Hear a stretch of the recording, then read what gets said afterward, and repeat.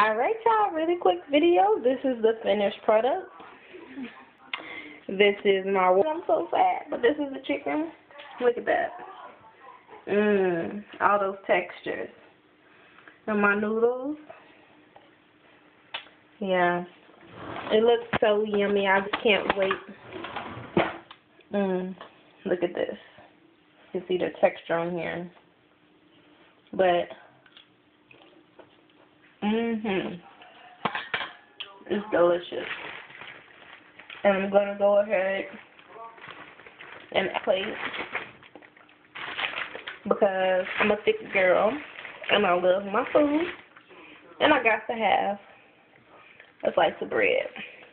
Didn't put any butter on or anything. I don't have any butter, but y'all know if I had some I would. So this is my meal for tonight. It's a quick little video. Like I said, I can't edit it, so this is just what's going to be on it. Hope y'all like it and try it out, and if you do, let me know.